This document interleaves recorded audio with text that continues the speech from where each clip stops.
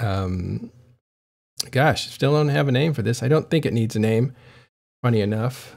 But we call it chill streams internally. Externally, it's probably more like news and Eve talk in a relaxing way. So I've decided to change this to, oops, let me change the description here.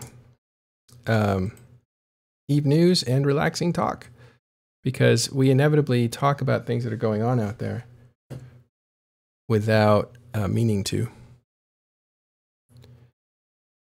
So yeah, let me also open up.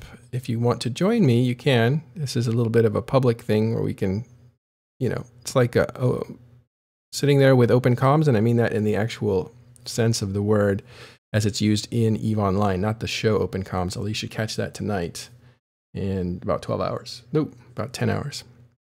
And open comms basically means no discipline, you guys can relax. It's like at ease in the military. And it just means don't have to have fleet comms, which is disciplined comms. Okay, so right now I'm going to open the permissions up for public. You can now join. Voila.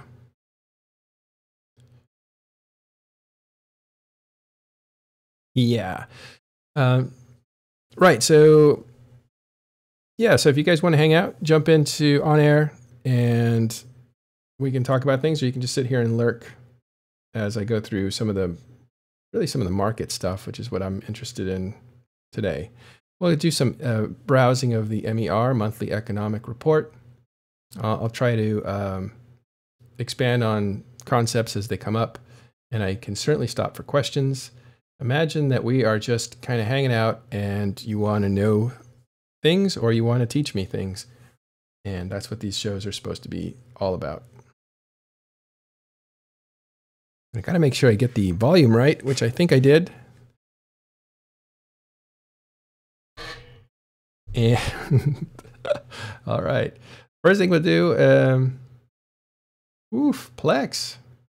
Story of Plex. Something happened there, right? I mean, I think I called it a few weeks ago. The moment it happened, I said, this is surging, and it surged, and that was right about here. Right about here, we just knew it was like taking off because its angle just switched. And it went through another surge that was a sale, kind of the backward sale, which was kind of funny. And then it cooled off remarkably. So I wouldn't say it's tanking at all. I don't see a panic, but there's just a correction happening, right? After the sale, people would buy up the Plex that they, they would buy a portion of Plex that they need, and then after that, they have no need to buy Plex for maybe 2 months. So you're going to see a slump. Definitely some demand is going to fall off. That's usually the way that works. So that's just correcting, but you can see it's kind of flattening out already. So I still think, and many people do, that Plex is a good deal, especially if you're, I guess, on either end. I think buying is what I've heard. It's a good buying opportunity, but that might be, that was a good buying opportunity I heard right about here. So I don't know. That changes at least every week. But you know what? We actually started to do ads. If you look at Talking in Stations, we have an ad for a tournament that's coming up. And that means that we've got some ISK. So I'm going to take that ISK and invest it in the market on these shows and try to make it more ISK. Try to multiply it. So we'll see. Someone has an open mic. Is that you, Amar? Yep. I'm gonna go push the talk. Oh, all right, yeah. Like I said, if you're in public voice, feel free to come into on air. It's okay. You can hang out with us in here if you want to. Just come in with a push to talk.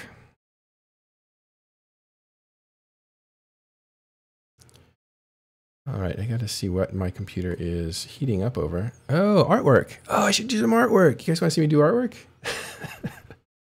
I feel like a kid's clown.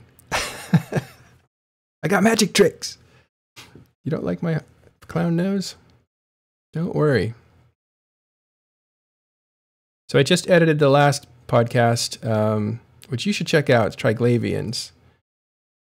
This week, I want to reiterate, we've putting a lot of new programming on, and it's really good stuff. There was a Wormhole show on Monday, and yesterday was a Talking in Stations episode about Trigrlavians, and both those are really good. I would check those out. They're very informative because the guests are very informative, and the hosts are asking the right questions. Put that away. Do you guys know that the owner of Eve News 24 just joined my corp? And so there, and and immediately, like we're friendly, and then immediately we get into a fight. And it's not really a fight. It was more like, really, you're bringing that? And then it kind of got sorted out. But it won't last long. I have a feeling one of us will go. We'll see. By the way, that episode last night was really good. Really, really good. Trigrlavians? Oh, yeah. It was so interesting to listen to Uriel, is it? Yeah, Uriel. It seems to be insanely knowledgeable in terms of the lore and how it all connects and the speculations. So yeah, that was really interesting. Yeah. Did you like anything in particular? Well, I mean, I like the speculations because I, like him, enjoy the mysteries of Eve and space and the darkness, and I think I just admire the way that CCP has done it as well, like how they introduce these the messages and the billboards and the ship itself, like not just an announcement that this is the new thing that's going to be released, but actually incorporating it into the game, and you get like little bits and pieces. Yeah. And yeah, it seems like the lore community in particular is having a ball with it as well, trying to figure out what everything means and what we will get from it. Yeah, yeah. Well, I thought was interesting is that they've hacked the player map. I thought I didn't even know that. That was amazing. Yeah, that was interesting. That was brought up by Silver. Yeah. Let me save some artwork I was working on for an article. Maybe my computer will stop harassing me. It's a relatively powerful Macintosh, but it can't handle all this Eve, and I have a lot of programs open, so I'm shutting things down. Here, you want to see something? Here's Audition. There's yesterday's show, all put together. We'll close that. And, well, usually what I do, this is funny, is I don't save it, but I just leave it open for a day in case I made an editing mistake. But after that grace period, I just delete it without saving it. So none of those shows are actually saved in layered form. Okay, let's look at the map, see if we can see some Trigrlavian stuff.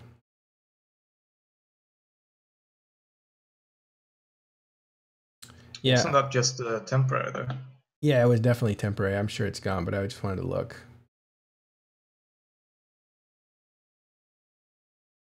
If there was anything obvious, I don't think there is. Huh. Yeah, I would like to have seen that. I hope there's some screenshots out there. Yeah, the SOV map was Trigrlavian for a bit as well. And that's what I'm looking for. And I guess it's changed back, huh? I don't know how long that lasted, but what a cool immersive moment. Would like to have seen that. Yeah, I don't see anything as I look through these solar systems. God, there's a lot of solar systems. Oh my God. Yeah, we heard that on yesterday's show. If you want to catch that, that was really good. They dive deep into what's happened in the past with Trigrlavians, and also they talk about the latest stuff that looks like it's coming. I think there was a big push in understanding what maybe the next 6 months is going to be, and it looks like there's probably going to be some kind of expansion based around Trigrlavian's invasion. It could be some kind of incursions, although I hope they're more imaginative than just making incursions again. Incursions, when they came in, were great. They were great group fun. You could pick up a group relatively easy when Eve had a voice system in the game. So you didn't have to like switch all this information with each other about how to communicate. That's largely gone away because of what's going on here.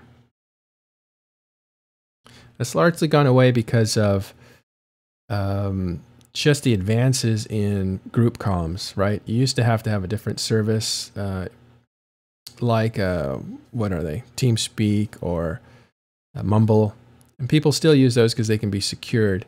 But what you have now is Discord, which makes it pretty easy to get groups really quickly into comms.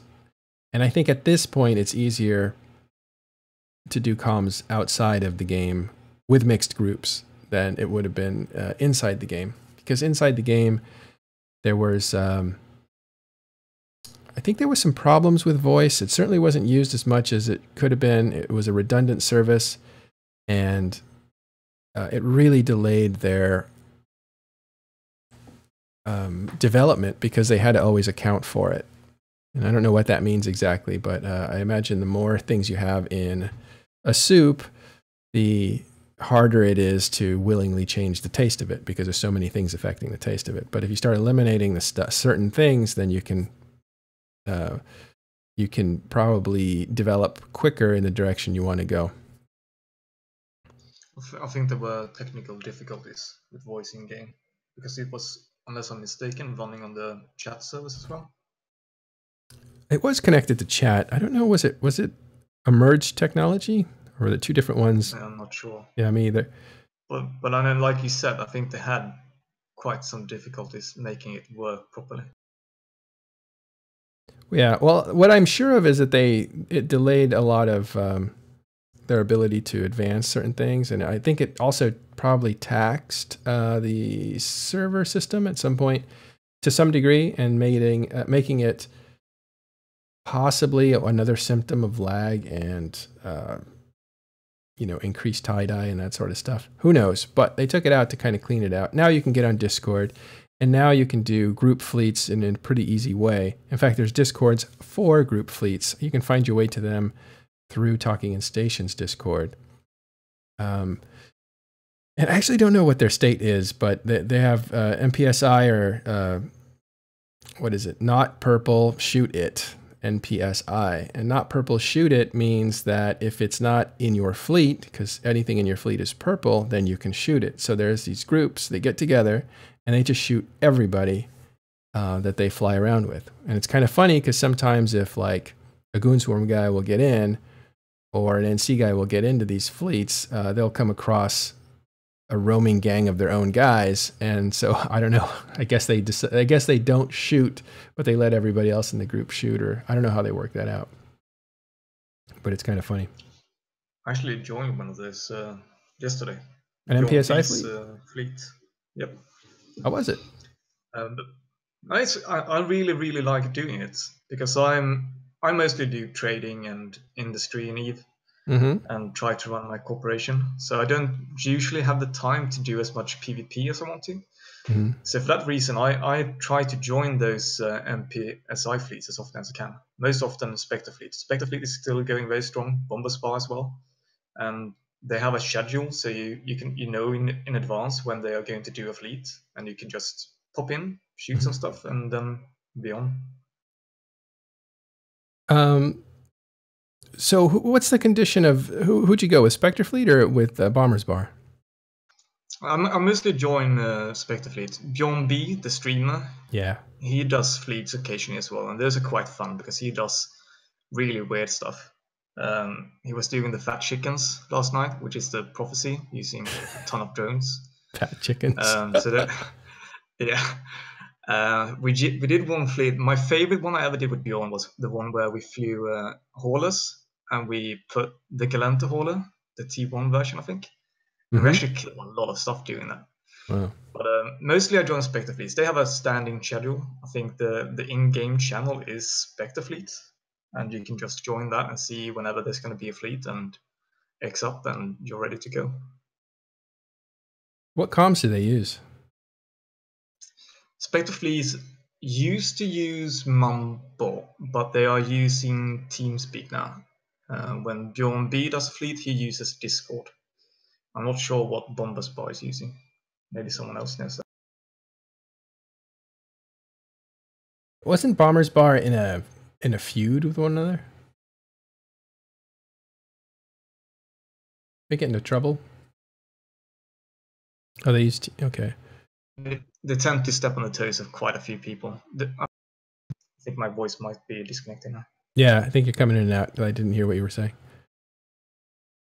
Well, anyway, something was going on with Bombers Bar. It was unfortunate because they were starting to really kind of get their groups together, and then they opted out. So what I'm looking at, and this is interesting, is the potato version of Eve right now with the new station changes. And it actually looks drawn. It looks sketched out. It's really wild. Isn't that the same way it used to be? No, it felt like light. I don't know. It felt different. This to me looks sketched. It's fascinating, actually. Almost like vector art. Yeah, exactly. Some changes to the lighting, I think, as well. Hello, everyone, by the way. Hey, how are you doing? ShiftOne. Yourself? Very good. Thanks for joining us. Yeah, it does look different, right? It's not just me. I believe when you were like fully graphics settings, there's been some issues, I think, with DirectX 9 and some of the lighting, I think, in the stations as well. Mm-hmm. It's too dark, I heard. Yeah. Yeah, but this looks different to me. It looks like you said, vector art, which I doubt it is, but it just has that look, which is interesting to me. I think they still managed to get texture in here, make it look textured. It looks a lot different to me in potato mode. In the enhanced mode, or with high graphics, it probably looks even better. But you just can't see it because it's kind of dark. Yeah. All right. That's wild. All right. So what we were saying was that if you were listening to the Trigrlavian show, there was some talk about what the coming expansion could possibly be. And at this point, you have to say this is tinfoil, right? That nobody knows. Nobody told us. We don't get access. Uriel doesn't get access to CCP. All that pathway stuff, all the stuff that's coming for players is given to players at the same time. Unless a CSM person decides to leak it, which that's a joke, because we have a big controversy about that happening, which may or may not have happened. But anyway, that the signal that they send, even with that banning, especially with that banning, is no player gets information beforehand that they can act on. And that goes for lore as well. So even though Uriel does a ton of work and he has a consortium of people that do a ton of exploring and taking screenshots and sharing information and really building like a whole movement about learning what might happen in the game, that they still basically get information when everybody else does. So what's coming is totally up for grabs as far as this part. It's all tinfoil what we think will happen. So the show, Uriel says it'll probably be called Invasion. That's a guess. And Invasion will be from the Trigrlavians who actually break through into New Eden in some way, and possibly with a giant siege machine or mothership that's the size of a Keepstar. And if you haven't seen those pictures, I'll see if I can grab those. I think one thing that's really interesting that he mentioned was that the possibility of several of these being constructed, not just one of them. Yeah. Well, I'm pretty sure,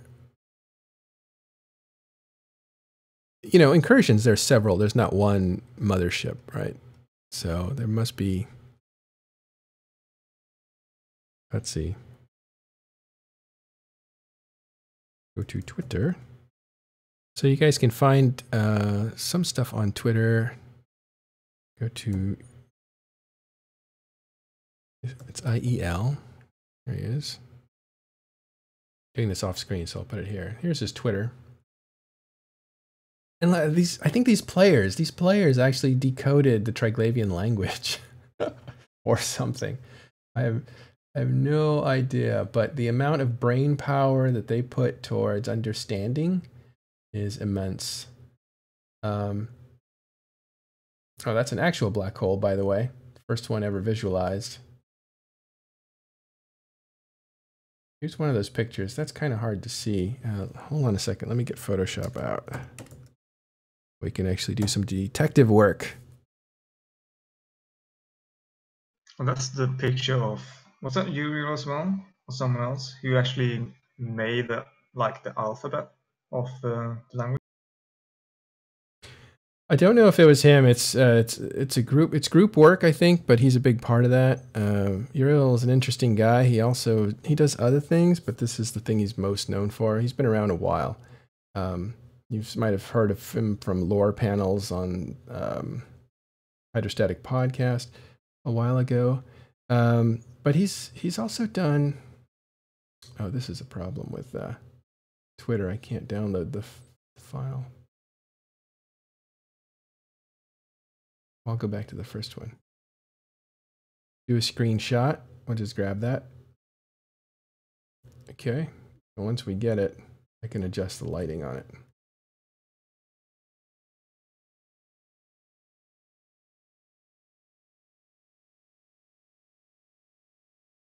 Just 1 second, I have to grab that actual image, drop it into Photoshop. Here's Photoshop. Here's the image.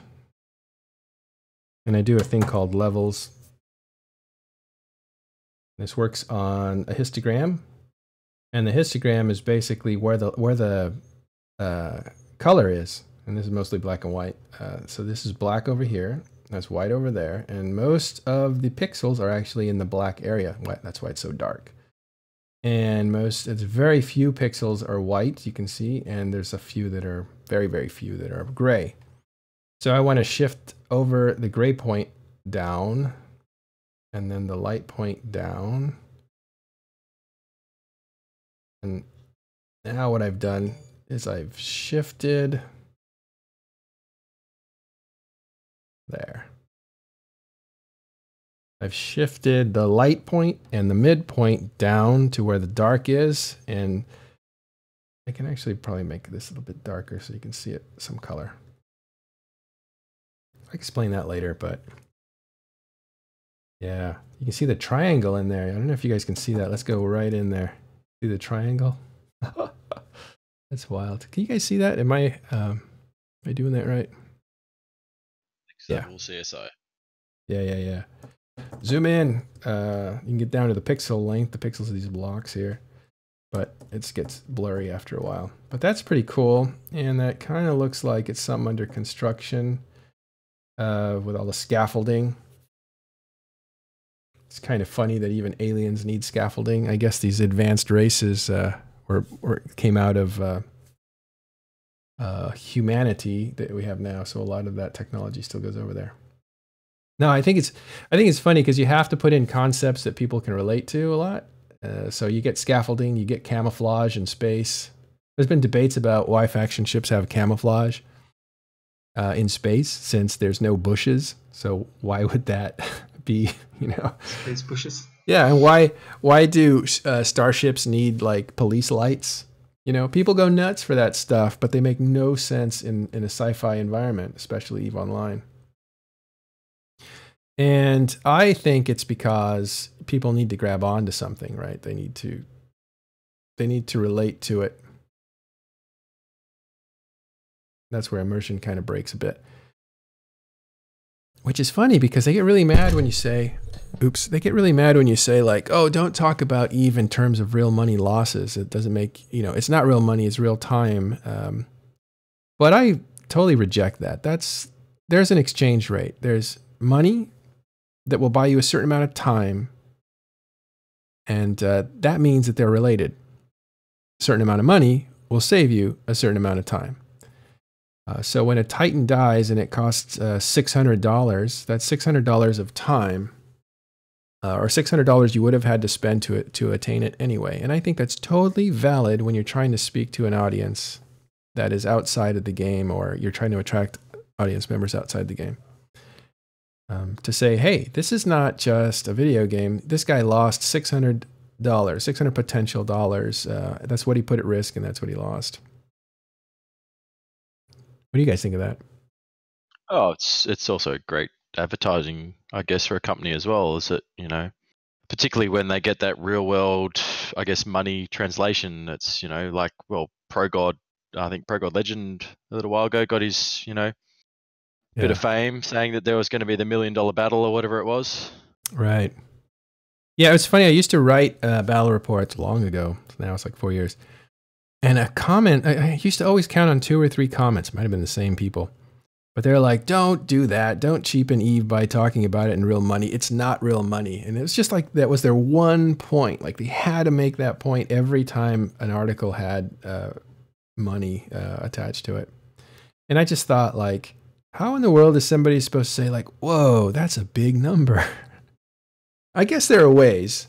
You could say, you could really take the money out and just talk about time, which I was talking to Sivok, who's the guy that built the guy that was the head of the alliance that built the first Titan. And so I was like, well, I think when I say, like, it took, you know, 4 people or it took 10 people to build this Titan and it took a month to build it, or 3 weeks, I forget what it was, that nobody can really appreciate that. So tell me about what it used to take to build a battleship, and then we can talk about what it took to build a Titan.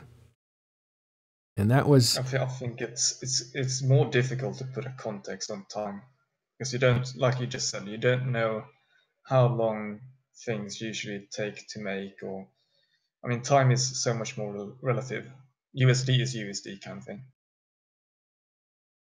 Well, I don't know if I agree. Like, if you're trying to relate to somebody who doesn't understand EVE Online, like, what, they have no relationship to ISK. I guess if it depends on the audience that you're talking to. If you're talking to EVE players, I think everybody understands ISK because they can see what's in their wallet and what their buying power is, and so they have an immediate reaction to what is a lot of ISK or a little bit of ISK. But somebody who doesn't play the game, how do you explain the effort to them? Well, I guess this. Sorry. Sorry, you go, man. You go.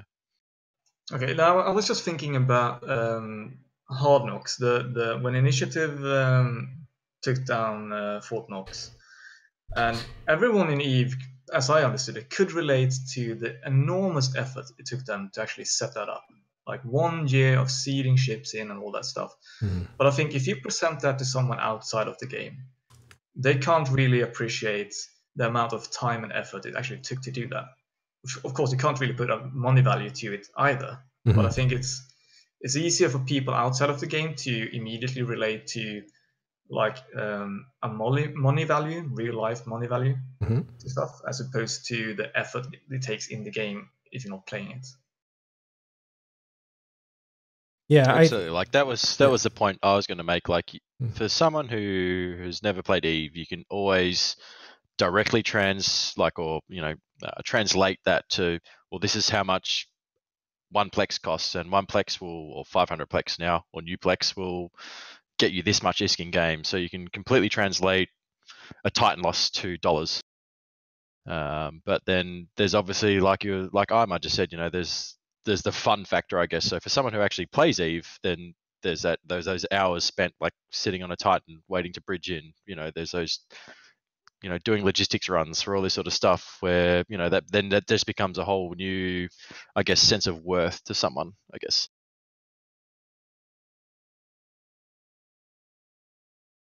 Yeah, it's funny. There's other people in chat there.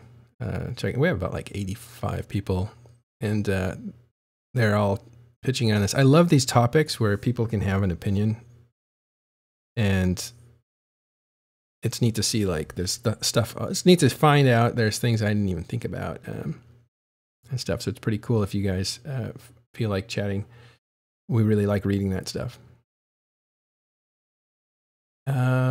Okay, so, well, I think you're right. But again, the camouflage is so people can relate to it. The lights, the cop lights, space police, that's so people can relate to it. The scaffolding and this construction zone is so people can relate to it, you know, like, I mean, the police lights do make more sense than the camouflage, though, doesn't it? No, at least you have something like you're not. But there's no rear view mirrors. There's no rear view mirrors on. No, that's true. You're not like, oh, the cops got me. You know, if we were talking science fiction, it would just be like, oh, I'm in a tractor beam. What happened? Oh, I'm being arrested. You know, it would just be something you wouldn't see, I imagine. Or it would be on your scanners. It would identify itself as a certain type of ship or something like that. But that's not visual, and it doesn't have that same relationship to real life. We need those bridges. And again, that relates to what we were talking about earlier with what bridges do you give people when you describe value in EVE Online. In time, you can talk in terms of time, you can talk in terms of ISK, but that's for people who play ISK and know the meaning of ISK and have a relationship with it. And then you can talk about real money. So I don't know what all the fuss was about when that would get written. In any case, yeah, these images are pretty wild. There's supposed to be engines on this thing, and I don't know what that is. That looks like... that should be the front of it, isn't it? So the engines should be on the back. That's either energy for they say it's a turret, like the forward operating weapon, or it could be a power source, or it could be a propulsion source. Who knows? So anyway, but isn't that the same thing you see on the other Trigrlavian ships in the middle of the ship? Mm-hmm. The triangle thing. It's not exactly the same thing, but it looks like it's a. I believe what it looks like on Trigrlavian ships is a ball, and this looks like it's a little bit different, I think. I don't know. I can actually check that out. Should we check that out? It could be that it's being constructed or something. Yeah, let's like go. It's about to be assembled. Yeah, exactly. Like a pre-position of it. I'm gonna go to whoops, trailers, EVE Online trailers. Hey, ShiftOne, what's your story? We haven't met before. I've been around. I think I've shown up on like one stream before. So yeah, ShiftOne. I'm in Kenshin with Darkness Alliance. Mm-hmm. I'm a FC with Darkness. So the Sword Dragon lets me take some ships out from time to time, and I don't know. I whelp them or whatever. Wait, were you in that fleet that fought Bjorn B's fleet yesterday? No, I wasn't. We went up against some Darkness friends. Okay, nice. Yeah, no, so Darkness is, we're doing a little deployment down to Mailer at the moment, just going and shooting Horde. So basically just, making sure our FCs are getting some more experience, growing. We're looking at, promoting some more. That's one conflict that isn't being discussed a lot at the moment, is it? The conflict between GOTG and Horde, which is still going, isn't it? Yeah, well, yeah, yes and no. Like, yeah, basically we've Darkness deployed down to Mailer probably a month or so ago. And yeah, it's basically just going to have some fun, shoot some Horde. I mean, Horde's always great content. Horde used to live up in Fade before we had the nice little war with goons there, so they've always been a great entity to go get content with, so that's what we're doing.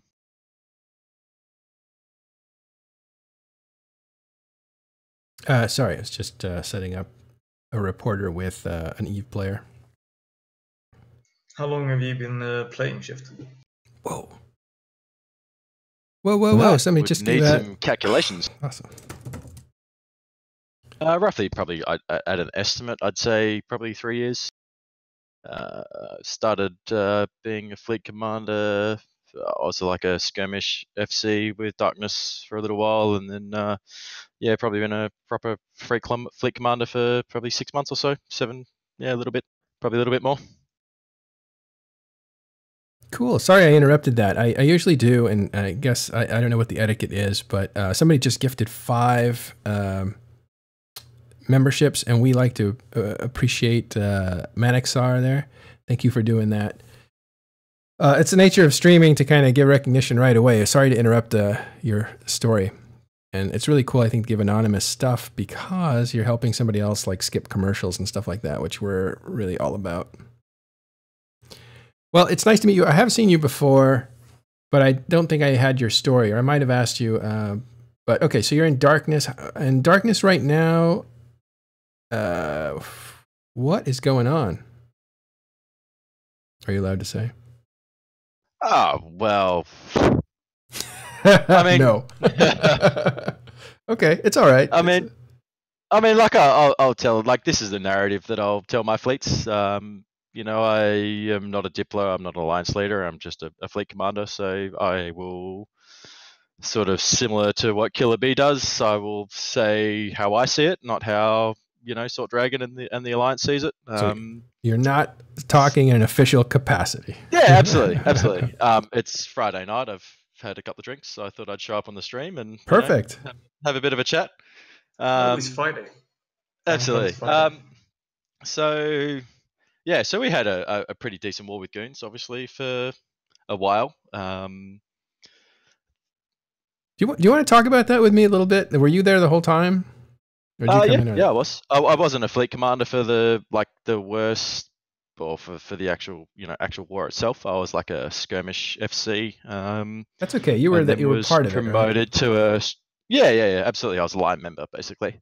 I was then promoted to a strategic FC basically after the war, and have been doing my thing since then. So yeah. Okay, let me go back. Let me take you back a minute. Okay, so the war actually. I've said this a number of times, even in Las Vegas when I did the last speech on the continuum of war. This was all laid out. But you have goons that are kind of hanging out down here. Let me make sure that people can see that. Yeah, you can see my mouse. Yep. All right, so they're hanging out down here. Then this gets basically sold to them, and that allows them to travel up to over here. You see how they're connected? Fountain to Cloudering. And Cloudering is basically entering the north. You can see there's Deckline Fade and Pure Blind, right? They can't get directly to that, but Fountain really goes right up to Cloudering, which goes right into Pure Blind and Fade. So these two northwestern areas start coming under a lot of attack. Now, Darkness is sitting in Deckline. Horde is sitting in Fade, I believe, which is we're sitting in Fade, yes. Yeah, this is at the time. We're going, and you can see Fade is tiny, right? So, and Horde's pretty big, even back then. So, they're getting, Horde here is getting farmed, basically, by SIGs coming up from Goonswarm and the Imperium. And the SIGs are basically, there's one SIG, and then, the FC for that one SIG's like, hey, the water's warm, come on, join us. And a second SIG shows up, and you start seeing different doctrines. And at first, there was a lot of skirmishing with Horde. And so, were you around at that time? Yeah, absolutely. Yeah, what was that like? Within Fade or within Deckline? Within Fade and Deckline, or whatever was going, even within Cloudring, just that whole region back before the war actually got going. So I can't, being just I was sort of a bit of an F1 member, still getting new to Eve. I recall, obviously, when Horde lived down in Fade, we'd go and have some really good fights with them, Tier 1 cruiser roams, and, just go down and have good fun. We had, I think we had some good agreements. We had, obviously, we were pretty good friends to some degree. It was, take roams down, have fun, practice against each other. But obviously crabbers like the Rorquals and stuff were to some degrees off limits, from what I recall. Mm-hmm. And then after that, basically, Horde moved out. And then from there, obviously, we had then a lot of SIGs starting to push into Deckline after that. Yeah, I don't know if they made it as far as Deckline. They were. I thought most of the combat was basically in Cloudring and maybe Pure Blind and Fade. Yeah, no, absolutely not. There was that was. Yeah, that was a fair bit of narrative. That was, I mean, this is, after Horde moved out of Fade, Horde unanchored a couple of Keepstars, or a Keepstar in Fade. There was obviously a lot of support from Darkness within, or what was GOTG then, in the unanchoring of that Keepstar. Yeah. Because we were sort of neutral, I guess. And then Horde moved out, and then after that, there was a lot of pressure put by goons on Deckline. So a lot of the narrative that was sold sort of post-war by Gobbins and Horde and NC, etc., was that we did nothing. Declan was safe. You look at it like the NGSA originated in Declan, so the Goon Cloaky Camping SIG or group, their first deployment was to Declan. So it went downhill pretty quick for us there in Declan. I didn't realize that. Yeah, it wasn't really talked about. But Declan is way up here, and it seems to be isolated. You can see it all along. Is it easy to see this? I think it's kind of light, isn't it? It's, change bright. Oh yeah, brightness. Reset bright. Have another go at that.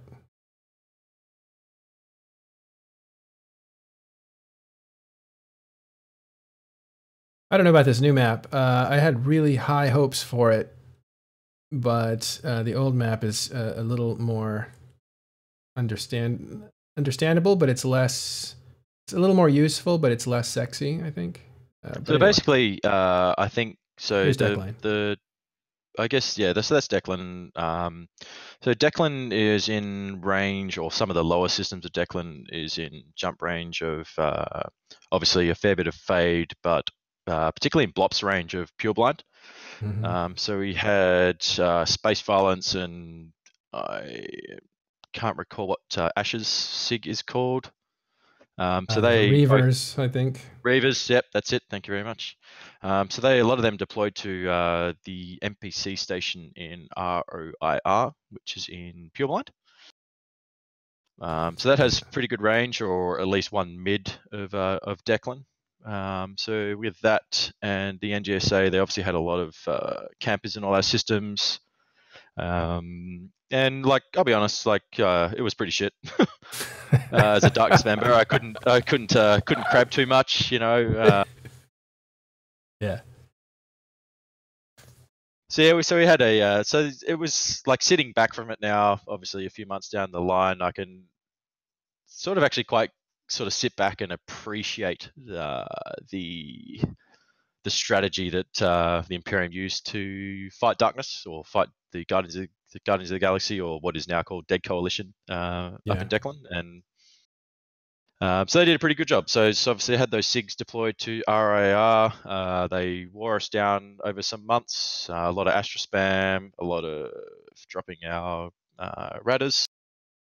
Mm-hmm. And then obviously the Goon Swarm, or the Imperium main fleet, deployed up. I think it was 6RCQ in Cloud Ring, so they anchored a Keekstar there, I believe.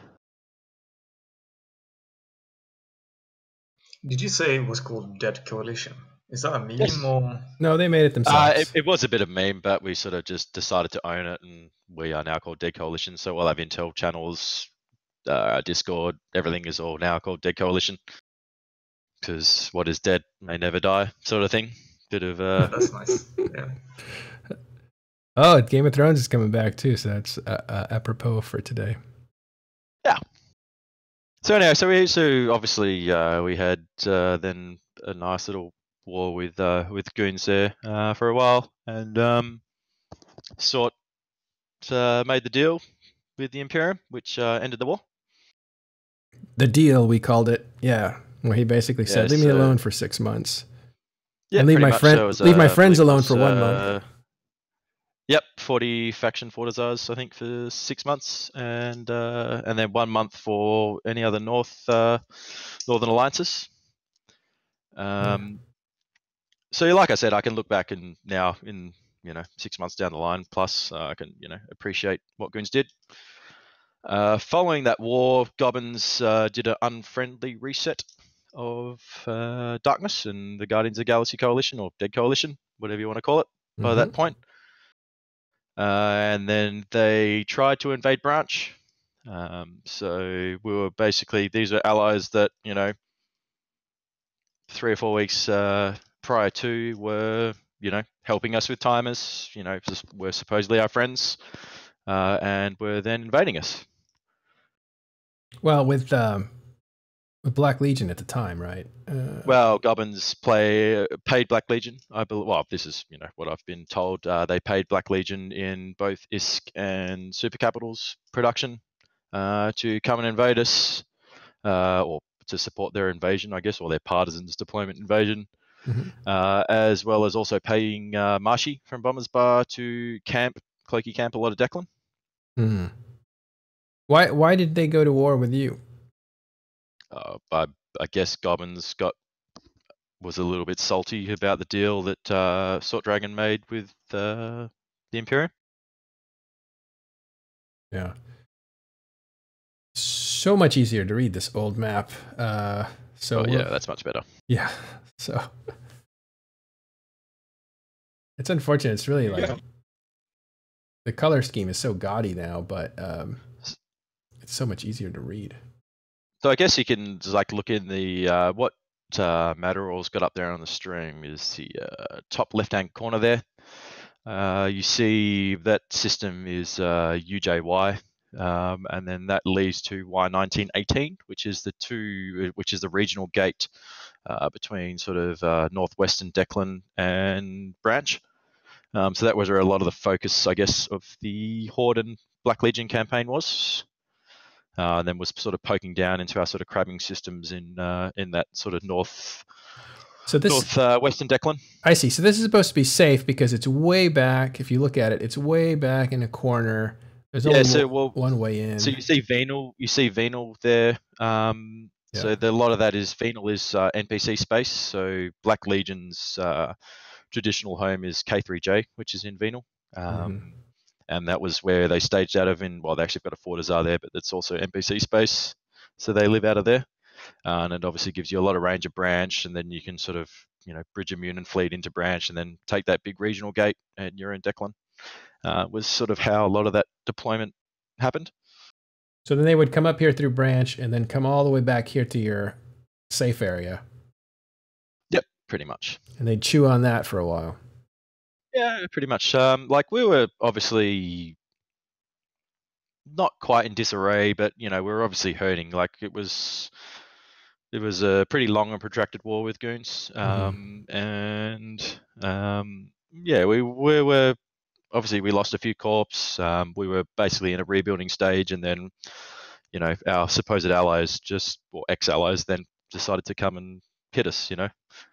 Which hurt a lot. To be honest, like I said, this is just me talking. It hurt a lot. So, to be honest, like I was saying, I could appreciate the way that goons fought their wars and fought the war with us, and I can give them a good props to the way that they did that. So, to be honest, right now, if I've got a fleet, if I'm leading a fleet and there's goons on one side, if there's goons on grid and Horde on grid, I can tell you right now I'm shooting Horde. Yeah? You guys don't like them that much, huh? Oh, I don't like them that much, pretty much, yeah. But I'm thinking, looking back, because you guys got a lot of heat for doing that deal, and there was a lot of drama surrounding it. But in retrospect, wasn't that a quite good thing to do, looking back at it? Sorry, what was a good thing to do? The deal, or? Yeah, I mean, when you look back now at the deal, it seems to be a quite smart thing to do. Now that you do have. Looking at me as my personal Eve player, Sort made the deal. I didn't have a Titan. At the end of the deal, I do have a Titan. So I had. Oh yeah, that's a good thing. Once we repelled the Horde invasion in Branch and they went home, I had my nice little place in Declan to mine up, and I mined a Titan. You mined up a Titan, but you weren't given it to it. You weren't given the Titan. Nope. No, I mined a Titan in about 4 months. Yeah, because I mean, it did allow you guys to sort of, like you mentioned, rebuild and get your resources together, much like Fraternity managed to do down in the south, I guess. Absolutely. I would say we didn't do it as well as Fraternity did. I think Fraternity have done a pretty good job with mining their Titans. They're obviously a pretty scary entity which Tests are taking on now, so it'll be interesting to see how that evolves down in the south. Absolutely. I have a question for you, Matterall. Oh, yeah.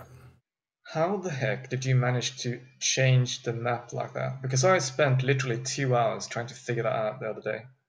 Because I don't understand the modern map either. Well, I understand it, but I think it's quite difficult to navigate. Yeah, by default, if you look under General Settings, at the very bottom, you'll see Try New Map. It's by default checked, so any new player that comes in is going to come into this map. And that's the map they want you to use, and that's the map that they're going to build on and hopefully actually build it into. I think they're going to build it into the agency map, which is here. The agency map is basically shows you what's going on where. It's kind of like this is what's going on around you. And as you can see, it's basically got a map too.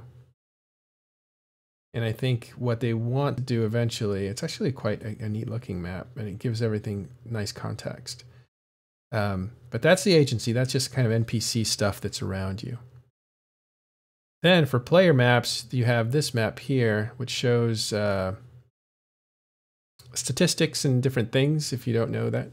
But to get the old map, which, and by the way, this is a beautiful map. And what's the best thing about this map is that you can zero in on a system and go all the way into the solar system, which I think is cool. You can see the separation of gates and the directions the gates go in. And so it's a very unified experience between solar system, constellation, which is lit up here. As you click on some, it should light up constellations. And the overall region that it's in. But the region name is really tiny, as you can see, and you don't really see the borders of it and stuff like that. And you can probably make some adjustments to do that. But anyway, the point is, players who really just want information and don't care about that kind of integration I just talked about between the solar system and the region, those players can go to the old map by unchecking in preferences this try new map. So you uncheck it. That's all you do. And so now when you bring up the map, it will bring up the old map. And the old map is, well, it looks a lot different right now because I have different settings on it. Where are the settings on here? Oh, it's down here. There's a little window called Control Panel. This is different than the new map. This is only in the old map you have this control panel. And it looks like the overview, right? Used to have the same kind of thing with the overview. So with this thing, we can look at the stars here and say, how do we want to color the stars? We'll come back to that. The most impressive thing is the tiles, these big tiles that you're seeing. So let's no tiles, turn those off. And so then you get a different appreciation for the map this way. And now the stars you can see are separated by, what are they separated by now? I don't actually know how to find what they're separated by right now, but we can separate them by sovereignty. Yeah, and that's what it is right now. It's checked off. So all these colors are different alliances. It's kind of hard to see, but you can, really cool with maps is you can actually see statistics. So you can kind of see like average docked players in the last 30 minutes. So you can see where the populations are. And this old map has a color bloom, so you can see like the bloom is a little easier to see. Like that's definitely Jita. This is definitely always 1,000 people or 2,000 people in Jita, so it'll be there. But if you want to look for stuff that's happening now, like destroyed in the last hour, sorry, escape pods destroyed. That's where people are getting podded. Now NPCs don't pod people, so if somebody's getting podded, well, Abyssals do, but we'll put that aside for now. If somebody's getting podded, that means that's where players are fighting other players because they're killing each other's pods, which NPCs don't do. So we'll say escape pods destroyed in the last 24 hours for effect. Again, Jita will light up big because people kill people coming out of the marketplace because usually they're carrying valuable stuff. But you'll see there's a lot of stuff going on down here in Dementia, and we know that because there's a war that is going on. The Legacy Coalition, which lives basically here, has declared war on Deteroid, which is Fraternity Space. So that's what's going on there. And these are some of the clashes that are happening in the last 24 hours. We'll back up even further. And it looks like some couple hot zones. There's one here in Delve. Or is that Lower Fountain? Let's see. if we go information on a system, it is, it's Delve. So that bloom there, you see that it's size and color. If you hover over it, it'll give you a pop-up of statistics. So 97 pods were killed in the last 24 hours. That looks like a battle went down there. That's 97 on both sides. So it could have been a 50 on 50 and they all killed themselves, and that would have accounted for that. But over here in I believe you can set that to non-24 hour, I think, as well. So it's more of a instantaneous. Yeah, I'll get to that next. I want to just kind of show like the power of hovering over and seeing there's 10 pods killed here, because it'll be a lot less when I do that. So in the last, it tells you the last 24 hours, 4 pods killed here. So that's basically that's yesterday to now. And you can see there's a ton of stuff over here in Kadama. Those are sniping grounds for freighters, for basically high-sec gankers, basically. That's a trade route, so people will kill ships there and try to steal their cargo. And over here in, that is Forge and Geminate, and that is also a hot zone right now. So you can see the hot zones looking at the map this way when you do 24 hours. But now if you want to say a shorter period of time, like what's going on right now, 1 second, as ShiftOne was saying, you can switch over to destroyed in the last hour, and you'll see the blooms go down quite a bit. But this is more accurate to what's happening right now. So over here, there is probably a battle. Oops. There's probably a battle going on here in this system, M202. That's a border system. If you guys remember, this is where Darkness tried to plant a keep star in order to invade this area, and it was in a Stalingrad kind of way, fought back by the drone regions, and probably their last great victory. Maybe not their last great victory, but huge victory. And we're able to destroy that keep star before it planted. Anyway, today, an hour ago, 50 pods are killed there. So what's going on there? And this is what we do. We will actually say, okay, 50 pods destroyed in MTO2. So we can go to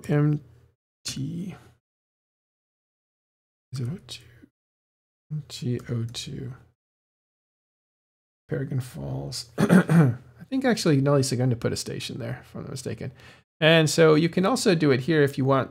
You can't see this, can you? Haha. So I looked it up on .land.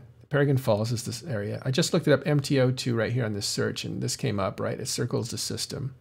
And now I can change the statistic I want to see to ship kills in the last 24 hours, or here ship kills, and I believe that's the last 3 hours. And if you drill down into it, there's a little area here called kills. These are all statistics that you can get. And if you click on that, it's going to want to show you something that it pulls from. It used to be zkill, but now it pulls from zkillboard. Once that comes out, you can kind of see who's actually fighting there. And so if you want to investigate, if you want to be an EVE writer, or you want to report, or you want to know what's going on, these are the different tools that you can use in conjunction with one another to kind of figure out what's going on. This is going to take a minute, it looks like. I've never found this to be fast. Another metric you can use, or another 2 metrics you can use, is the jumps. So you can do a jumps within the last hour, so you can sort of, if you can see other people's pings, you can sort of track fleets as they move. It's obviously got a fair bit of delay to it, but you can sort of see jumps, and you can see, oh look, people are moving a 100-man fleet because 100-man jumps have just spiked in certain systems. And another, I believe, which is pretty much instantaneous, is Sinosaural fields. So you can, the map will show you active Sinos, and so you can see if someone's bridged or if someone's moved capitals, the Sino will show up on the map. Yeah, those are great points. We'll come back to those and show those visually. But what I want to show you now is that you can see, oh, Fraternity's fighting. You can see the ship's dying here. Or it looks like a bomber squad, so there's probably something going on. They're fighting Russians, it looks like. That's what's going on at this very moment. And that is not where we were looking. That is over in Geminate. So remember we said the last 24 hours were kind of hot in Geminate. Sorry, that is not Geminate. That is in Tenerife's, yeah. So that was one of the hot zones that we looked at. There's fighting in Geminate right now. These are small things fighting right now. And this is about when fights start to warm up to a Friday night in Europe where a lot of people have like login time. So they'll jump in and there'll be big fights there. But I wanted to show you what we were looking at in that area. That hot spot was Paragon Falls, and that was, I just saw it here. And these are tools that FCs use as well, aren't they? Here it is, MTO2. Yeah. Nuts. Somebody knocked that out of my way right when I was about to click on it. Here. So when you look at a kill, that doesn't tell you much, but if you hit related here, that will show you all the ships related to that kill as best the computer can predict. And at the very least, we can now see how this takes shape. And it looks like Skill Yourself is fighting with Siberian squads here. Normally the big ships will show up at the top. So if you see capital ships up here, then it's a big fight. If it's a subcap, you can kind of look and see. These are two considerable subcap fleets. I mean, that is, let's go to the top and see. Looks like the fleets are, well, here's the breakdown. It looks like battle cruisers, 32 battle cruisers here. Those are destroyed though. Yeah. So yeah, well, you can check here. Those are battle cruisers, right? The Feroxes and against Eagles. So that's what's going on there. So we just, in a few minutes, figured out by using the map that a hot spot is going on here. We know that Skill U and Siberian Squad are going at it here with battle cruisers and with Eagles. Okay, that's how that works. And now, let's do what you just said and jumps in the last hour.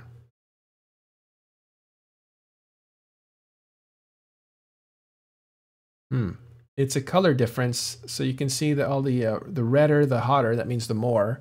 The bluer, the cooler, means less. So this is. I think the main problem with jumps is that I think jitter breaks it. Yeah, it breaks the scale, right? Because everybody's jumping in and out. So now the difference between a light blue and a dark blue is harder to tell way over here, even though it might be a bigger difference. Let's see. This has, if you hover over it, you can see it has 23 jumps versus 8 jumps. Yeah, here you'll see a fleet moving when it gets lighter. So that's 110 jumps. That's a fleet moving. Am I right about that? 300 jumps. It's probably just delve. It's near delve staging or goons. No, but yes, you're right. You're right. That's near delve staging. But in general, that's what you're looking for, right? It's like.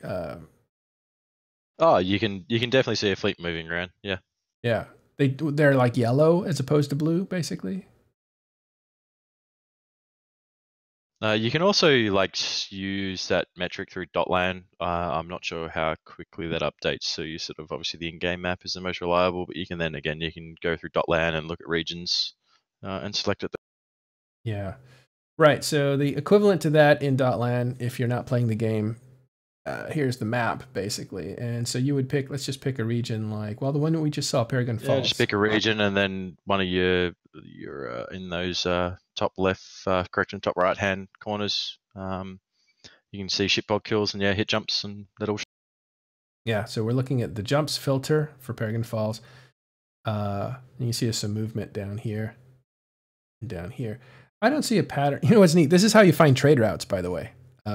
If you want to find a trade route, like you're not sure where the trade route is, let's say you want to gank people, or if you just want to figure out what the most efficient way to go to a certain place is, this jumps per 24 hours will show you the paths that people use to cross regions. So this is the path that people use to cross in and out of regions. You can see there are different colors. It's more notable because very few traffic here. We're talking about 500 jumps in 24 hours. But let's go look at something that's a little more, let's see, Stain. Stain actually has a lot of pipes, so that's not a good one. Tenor. Well, let's do high sec so we can actually see what this looks like, and then we can go into, so we'll go to domain. So you can see the path to Jita is these 4 points here. You go to Citadel, you'll see the path as well here as they're moving through. Traffic splits at certain points, like some goes this way, some goes this way. And then we'll go to Forge. And everything comes into Jita through here. I think Genesis is a good place to check this out. So let's go look at Genesis. Or Essence. Yeah, you can see that this goes to Sync Liaison. This is a little easier. So the trade hub there is a Dodixie, right? There's a few ways to it.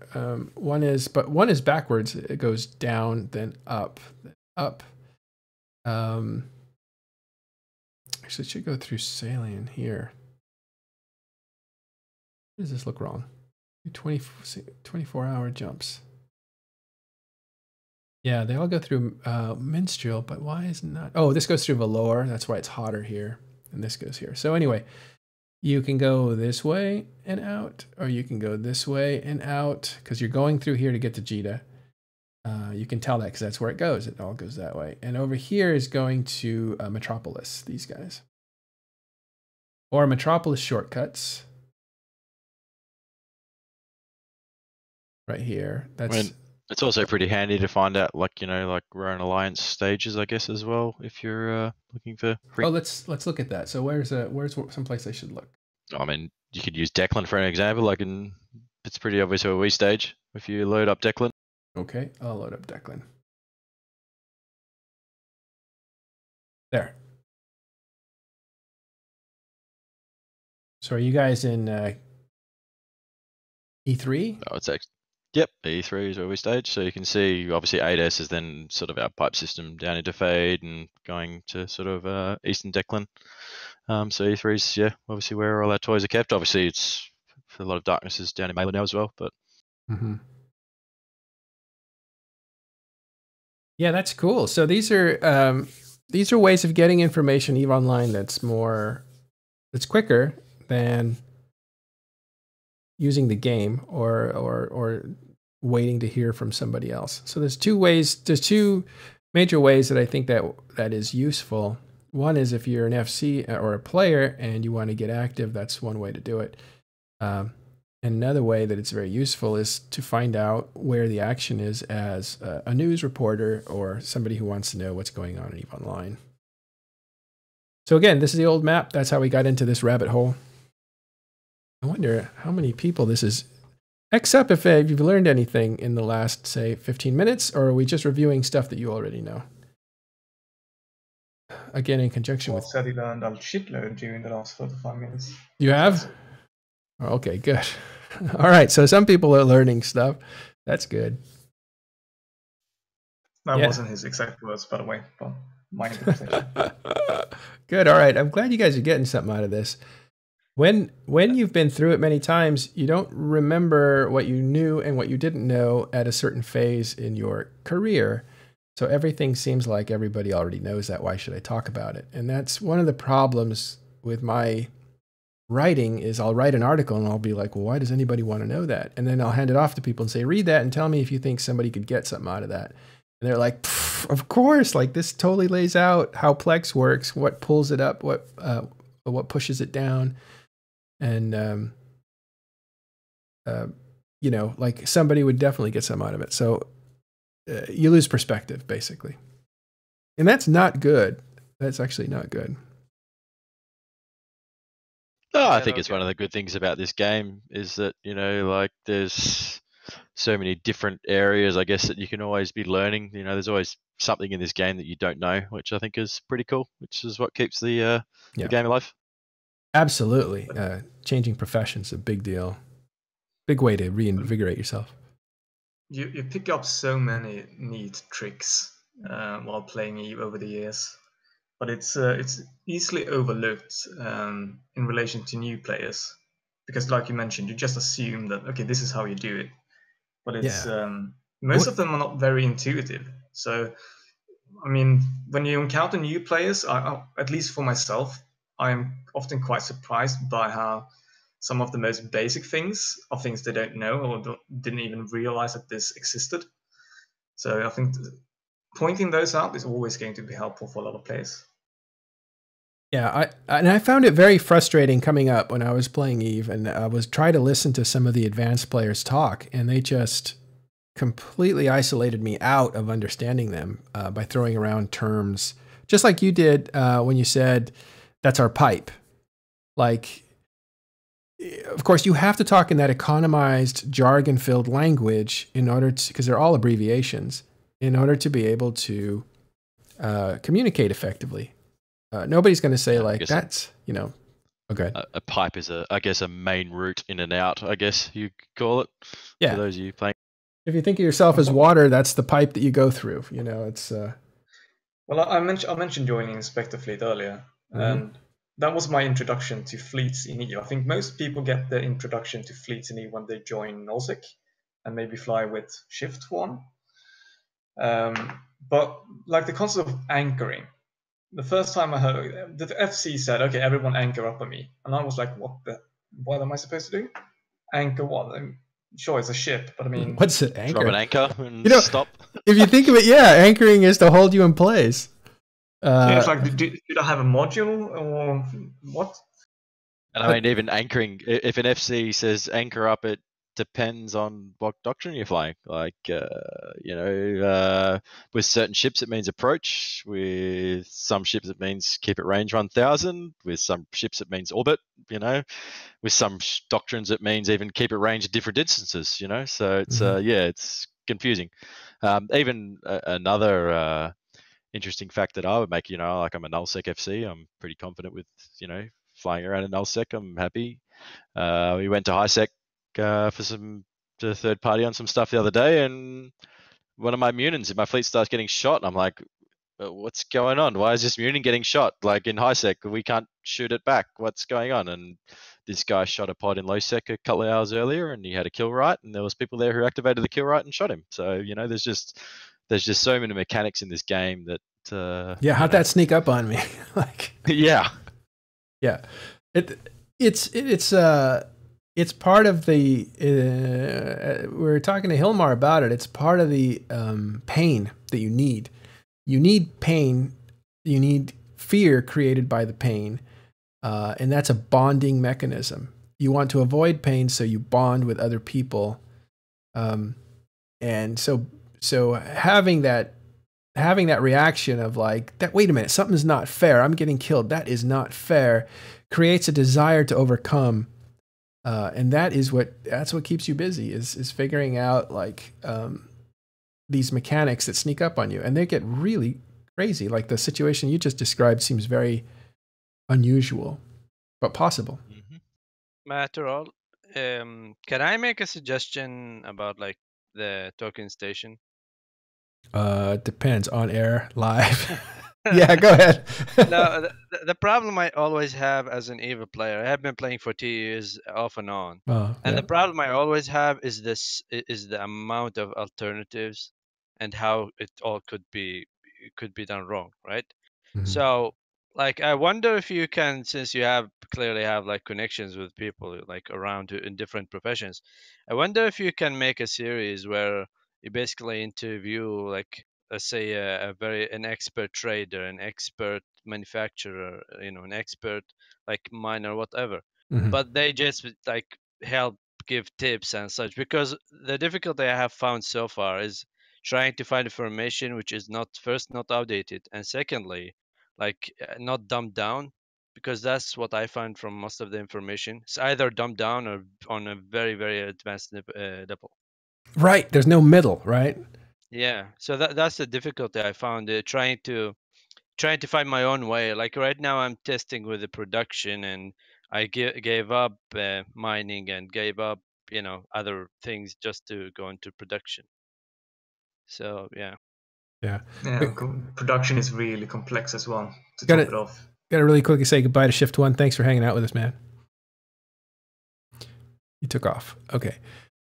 I think you're right. Talking in stations really was developed, or my whole approach to Eve was to try to think about the middleman not too advanced and not too basic, because people who play EVE, this is probably not their first MMO. This is they're probably smart people who've already figured out pretty much the basics.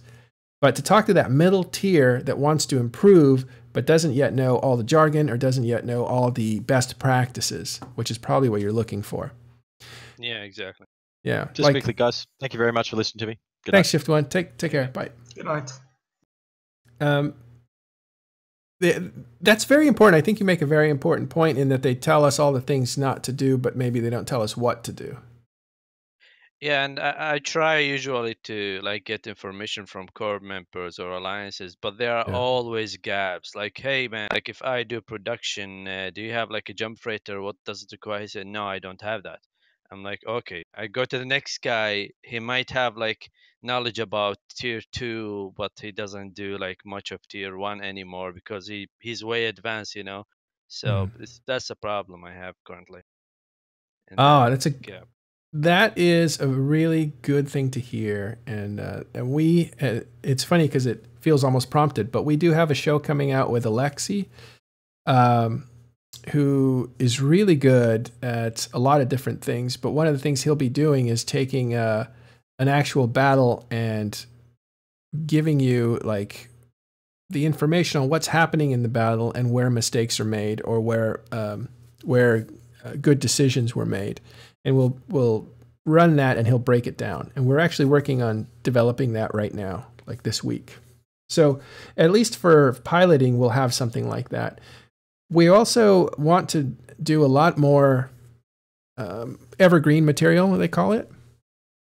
Yeah. And that means basically that we do what you're asking, and that is to talk to an expert about the thing that they do and interview them about basically like what, how somebody does what they do, which should help.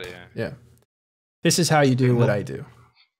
One problem as well is that some of the stuff that people tend to find hard to get into is the stuff that a lot of players are not willing to share as well.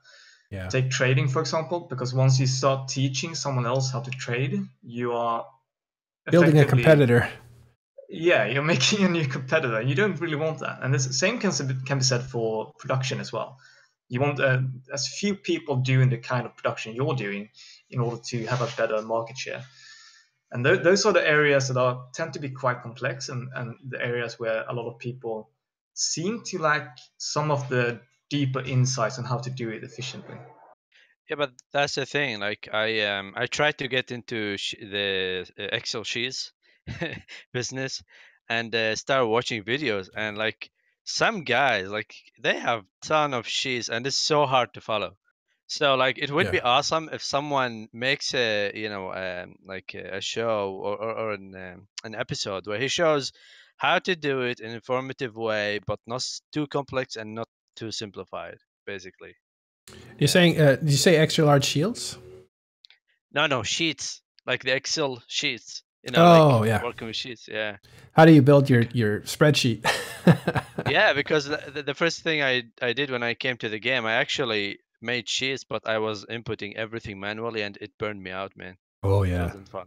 Yeah, I've seen some tutorials on how to use Google Sheets to map into Eve, and so you can just dump the stuff. That's when it's. Go ahead, Amar. I don't know if it's just me. I can't hear you. No, I'm breaking up every now and then. Yeah. But I can say for everyone that might be interested in doing production, you don't necessarily have to have Excel spreadsheets in order to do production.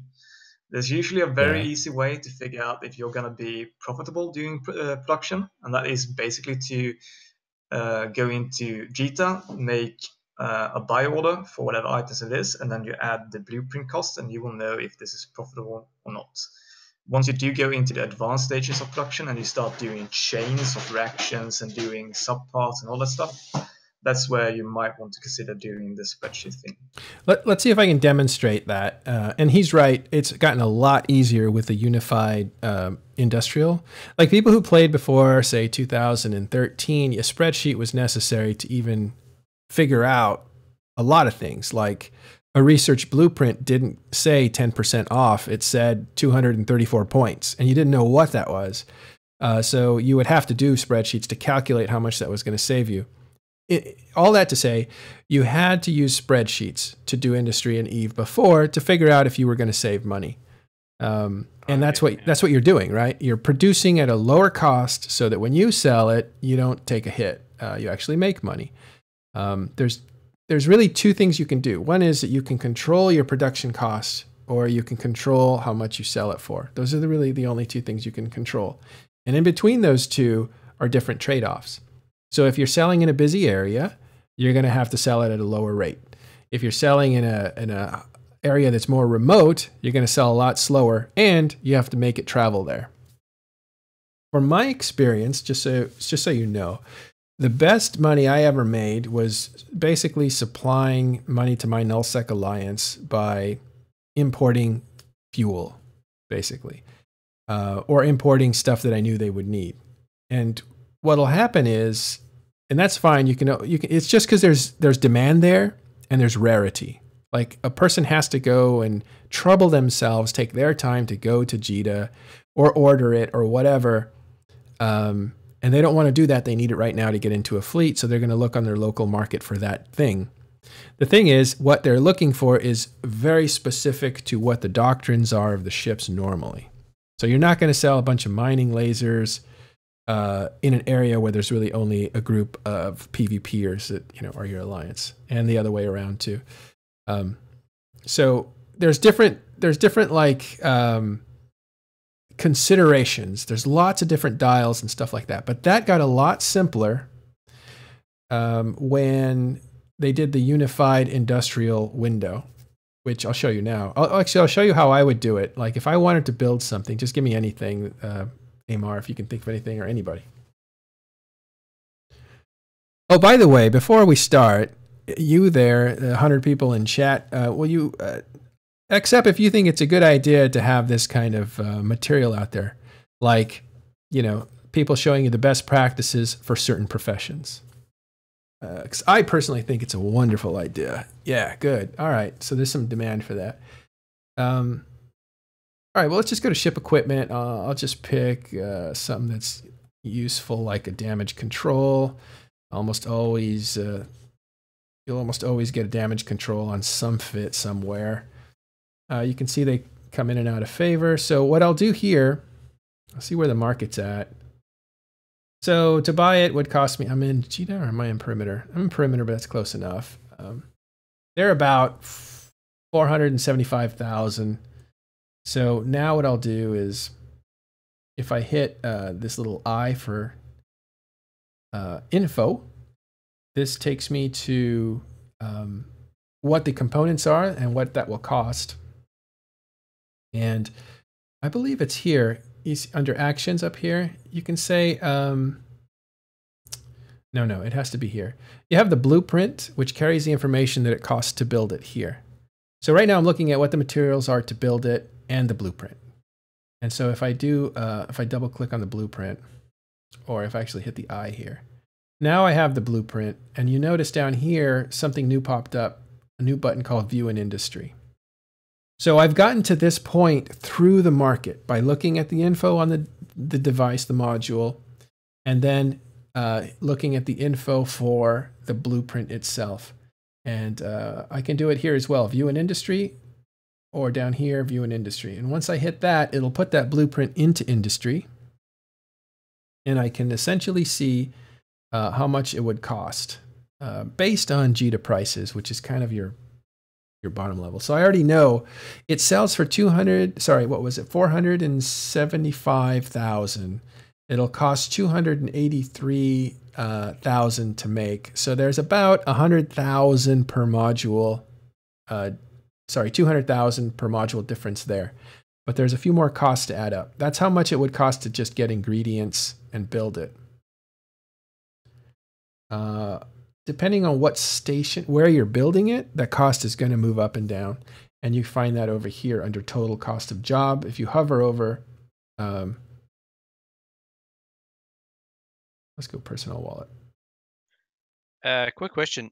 Yeah. Now, in this case, do you usually focus on the cost of the manufacturing, or do you also factor in like the the jump freighting and such expenses out of the industry tab? Yeah, well, yes. You're always kind of putting all the. At this phase, you don't have to, because immediately you'll say, like, can I build it or buy it? Like right away. Like if you're about the same at break even, you still got to pay for tax and you still got to pay for transportation. So probably the tax is, let's just say 3%. So you want to add that, and then you probably to transfer will cost you fuel. It depends on fuel costs and how much trouble it is and stuff like that. So that's a little harder to calculate, but you may not even get to that point. So I wouldn't deal with it right now. I would just look at, let me get over to Jita real quick. I should mention that one thing that a lot of people do tend to forget are those extra costs that you're going to have when you start producing an item, because they will sometimes stare themselves blind at how much is it going to cost me to actually manufacture it. Then they forgot the actual manufacturing costs of doing the industry job, which, like you mentioned, it varies from systems. Jita is going to have a very high one, while a system that may be 8 jumps away from Jita is going to be much lower. But then you also have the listing costs. I think that is the one that most often gets forgotten when you actually put the items themselves on the market, where you all of a sudden have to pay broker fees and taxes. That can actually have quite an impact. For simplicity, I call that all taxes, like how much it costs to sell something. Yeah. So there's basically a few things. There's how much it costs to make it, and then there's how much it costs to get the ingredients to make it, how much it costs to actually make it, because you have to pay a cost to actually make it, and then. Hold on, let me just describe what I'm doing right now. So I'm just trying to get to Jita. So I jumped out of perimeter, and I've already set my destination to Jita. It's only one jump. But here's the thing. I don't go to right click here and down to jump gates anymore, because this Stargates, it used to be kind of hard to do all this, and sometimes the mouse misses. If you just right click on your little autopilot, you can just jump from there. And that's the fastest way you can get to jump. That comes in handy later on. I'll describe that some other day. But okay, so when I'm looking at industry, I really just want to look at how much it costs to buy the materials, how much it costs to build it. And I add those two things up. And that's your base. That's like, okay, so it'll cost me about this much to build it. And guess what? I can buy it for the same price. And so right there, you can just stop and say, it's better for me to buy this than it is for me to build it. That's just and it kind of works in both ways, right? If I'm just building for me, that equation works. If I am building it for my comrades and I need 400 of a certain module, well, then you have to look and see, well, how much will 400 cost, because the price is going to change as you go up in the market. When you buy the first 50, it might be at one rate. When you buy the second 50, it might be a little more expensive. And when you buy the last 100, it might be even more expensive. And at that point, you want to just eyeball it and saying, is the price really moving, or can I get all that I need at the price that I'm thinking it is? Does that make sense? Yeah, but I wonder, does this actually work in the context of nullsec isolated from highsec? Because like I live in basically in Aquarius, so my nearest hub is basically 1DQ. Yeah, and that's how basically that's our hub basically compared to Jita. But in this case, like, does actually this work also in the same sense? It does if you look at the price. Let's look at damage control again.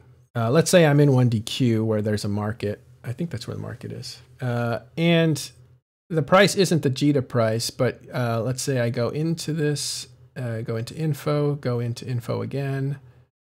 Or you can do it right here, view and industry.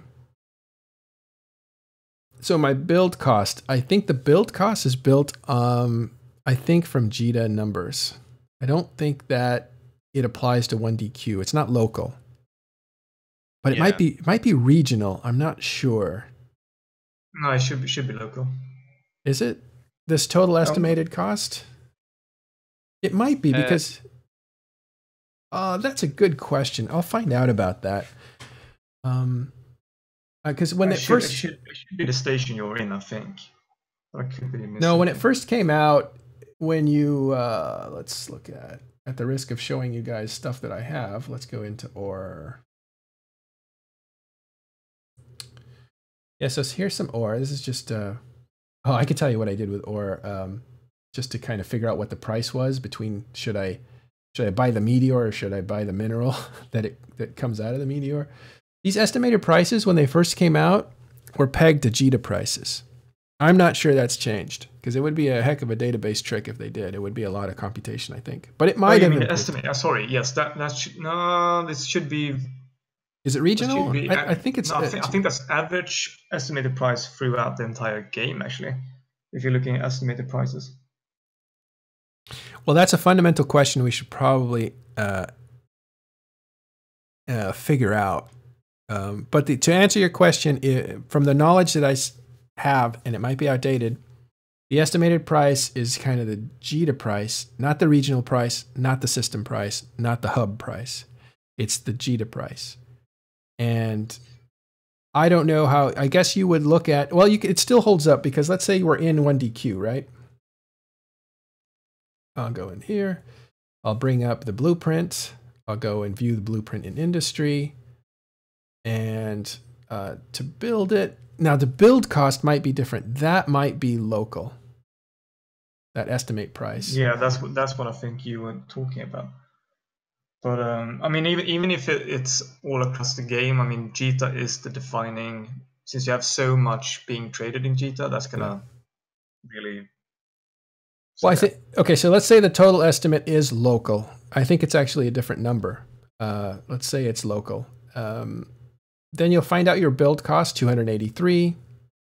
And then you add the taxes to that, which are, would be here if see, they should be here, but they're not. They'll be right here, probably because I should be able to build, but I don't know why they're not showing up. But it's not much. It would be, in JITA, it's 10%, so that's a lot. But anywhere else, it'll be like, it could be 3%, 4% if you're near JITA. It could be 1% if you're far away from JITA. Don't worry about the station tax very much. I don't think that's a big deal. It's the system tax. That's the big deal. And then here's the thing. When you hover over this item, you have your total. 454 is the regional average, I think. Even though in JITA, I think it's selling for a bit more. Your regional average is 454. So now you have your math, right? You have, it takes me 283 to build. Maybe with tax, it's about 300 to build. And the regional average is 475. So I'm missing something. I think some of these are not right. Because those are not, they're going to be a lot closer than that. You're in JITA now, aren't you? Yeah, I'm in JITA. What I usually do is I go to the blueprints, and on the blueprint screen, you'll see, if you scroll down to the bottom, you get an option of buy all, which makes it so you can compare it to the local sell orders if you were to buy all the ingredients for the blueprints, all the materials. So you right click on this button here, this area will give you the buy all, and that'll set it up for you if you're in a place that all these things exist. Yeah, that way you don't have to rely on the estimated price. So this is the hard cost versus the estimated? Should be. Let's see if it'll be interesting if it's a little different. Because I think if the item doesn't exist in the hub, it'll show up as a 0, which will lower your cost. But in here, in JITA, all the things are here, so you can see right away that it's 297, which is different, I believe, than 283. Not that much different, but different.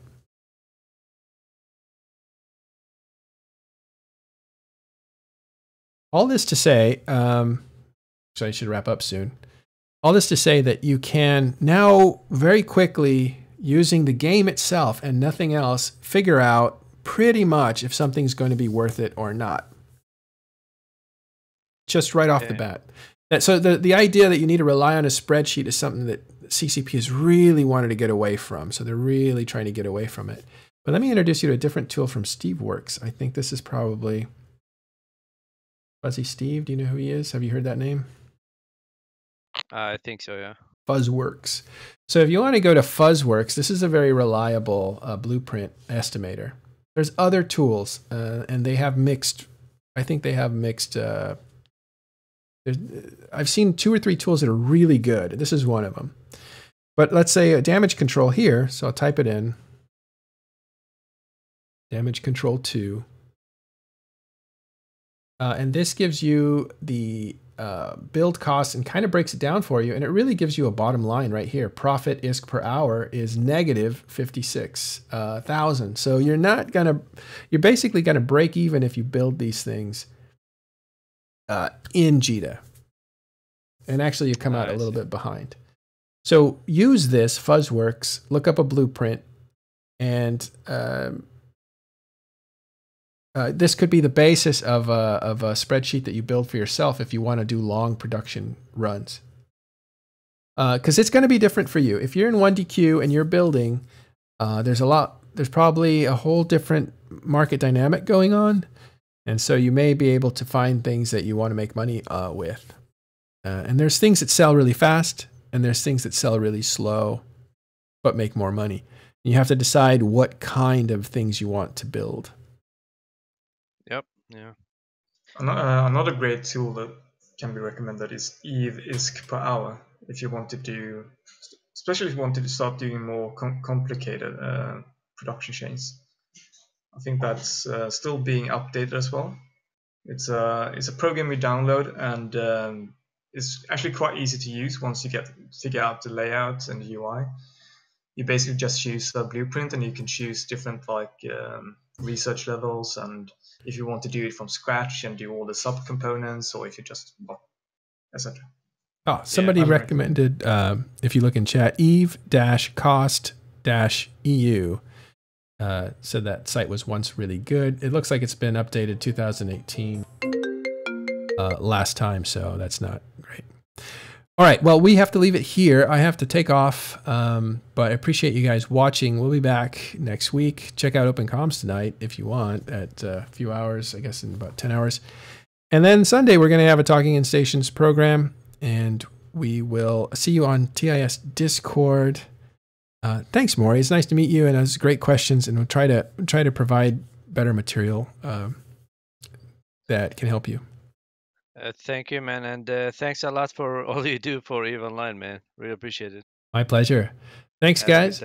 Thank you very much. Thanks, guys. We'll see you next time. Take care. Take care.